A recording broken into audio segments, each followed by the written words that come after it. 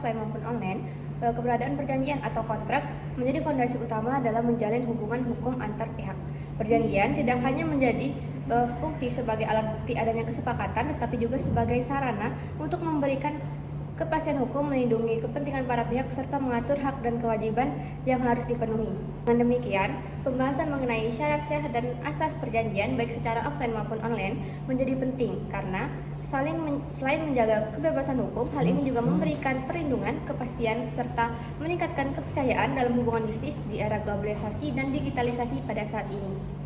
Asas kontrak karya dengan perusahaan asing. Asas pokok kontrak karya dengan perusahaan asing didasarkan pada prinsip umum hukum perdata Indonesia, yaitu asas kebebasan berkontrak, asas konsensualisme, asas pasca servanda, dan asas itikat baik.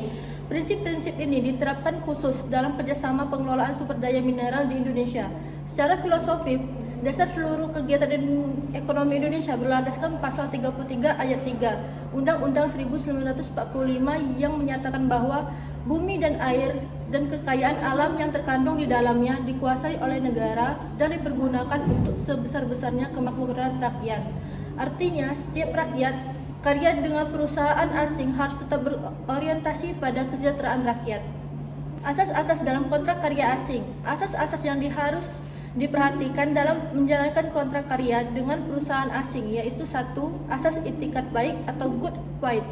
2. Asas kebebasan berkontrak dan pembatasannya. 3. Asas demokrasi dan keterbukaan. 4. Asas transportasi dan anti korupsi. 5. Asas keadilan dan keseimbangan atau fairness dan equity. 7. Reformasi regulasi. B. Syarat perdagangan dalam sistem elektronik. Perdagangan melalui sistem elektronik atau PMSE berdasarkan PP nomor 80 tahun 2019 menegakkan bahwa transaksi online setara dengan transaksi offline, namun diatur khusus agar lebih transparan dan aman. Penawaran elektronik wajib memuat spesifikasi harga, syarat kesepakatan, mekanisme pembayaran, dan pengiriman risiko, serta batas tanggung jawab. Kontrak elektronik sah apabila memenuhi syarat penawaran, ada kesepakatan para pihak yang cukup, objeknya jelas, dan tidak bertentangan dengan hukum.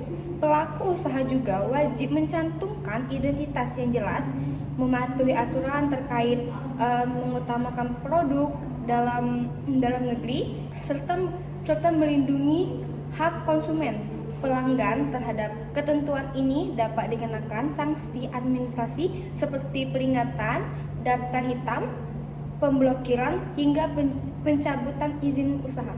Perdagangan melalui sistem elektronik atau PMSE diatur dalam PP nomor 80 tahun 2019 yang mewajibkan pelaku usaha baik dalam maupun luar negeri untuk memenuhi persyaratan sesuai peraturan perundang-undangan, seperti memiliki izin usaha, izin teknis, tanda daftar perusahaan, dan NPWP bagi pelaku usaha luar negeri yang aktif menawarkan atau melakukan transaksi dengan konsumen di Indonesia, serta memenuhi kriteria tertentu seperti jumlah dan nilai transaksi, paket pengiriman, atau tarif pengakses dianggap memiliki kehadiran fisik di Indonesia dan wajib menunjukkan perwakilan resmi yang berkedudukan di Indonesia. Pada syarat-syarat sah dan asas perjanjian bisnis, ada syarat berakhirnya transaksi atau berakhirnya perjanjian bisnis. Yang pertama, ada penawaran, yang artinya sampai sesuai perjanjian. Yang kedua, penawaran pembayaran tunai, di mana penawaran pembayaran sampai tanggungan kreditur. Kemudian, pembaruan sebagai sebab hapusnya perikatan, di mana dari pembaruan utang sampai dengan dianggap dihapus. Kemudian ada perjumpaan utang, di mana artinya sampai perjanjian yang dihapus. Kemudian pencampuran utang, yang dimana dari hal ini bisa sampai hutang hapus tambahi diatur dengan pasal 1436 sampai 1437. Kemudian ada pencampuran utang.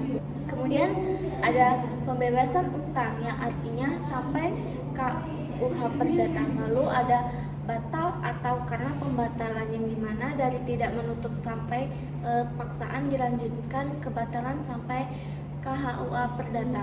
Kemudian ada berlakunya syarat batal dari perjanjian sampai semula. Lalu yang terakhir ada lewat waktu dari seseorang sampai 30 tahun.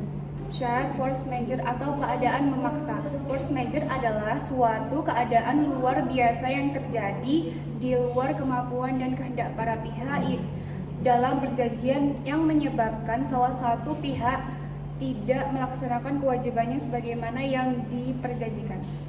Unsur-unsur dari force majeure: 1. Peristiwa yang tidak terduga. 2. Di luar kemampuan atau kendali debitur. 3. Bukan karena kesalahan atau kelalaian debitur. Yang keempat yaitu menimbulkan halangan nyata dalam pelaksanaan kewajiban. Dan yang kelima yaitu ada pembuktian dan upaya dari mitigasi oleh pihak yang mengklaim. Landasan hukum, yaitu yang pertama adalah pasal 1244 KUHP Perdata, yaitu debitur wajib ganti rugi kecuali bisa membuktikan halangan karena peristiwa yang tidak terduga. Yang kedua yaitu pasal 1245 KUHP Perdata, jika karena keadaan memaksa debitur bebas dari kewajiban ganti rugi dan bunga. Yang ketiga yaitu pasal 1545 KUHP Perdata, yaitu tukar menukar gugur jika ada objek musnah yang di luar kesalahpahaman pemilik. Yang kelima yaitu pasal 1553 KUHP Perdata, sewa menyewa gugur demi hukum dan objek musnah. Jenis-jenis dari force majeure. 1. Objektif, yaitu terkait dengan objek atau peristiwa yang eksternal. Contohnya yaitu kebakaran, bencana alam, dan musnahnya barang. Yang kedua yaitu subjektif atau terkait keadaan pribadi debitur. Contohnya sakit berat debitur atau keluarga inti dan penerbangan batal karena cuaca.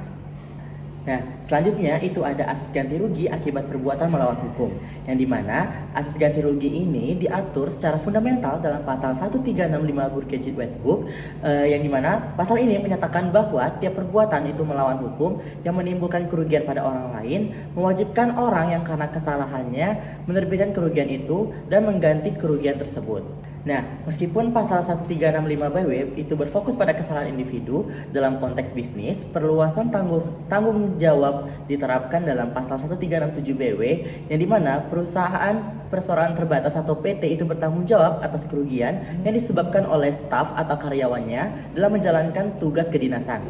Artinya, jika karyawan tersebut melakukan PMH saat bekerja, perusahaan itu wajib untuk menanggung ganti ruginya. Nah, selanjutnya ada pun tanggung jawab mutlak atau strict liability, yang dimana khusus dalam kasus lingkungan, hal ini diatur lebih lanjut dalam UU PPUH, yang dimana beberapa aktivitas beresiko tinggi mewajibkan perusahaan membayar ganti rugi tanpa perlu membuktikan unsur kesalahan atau PMH.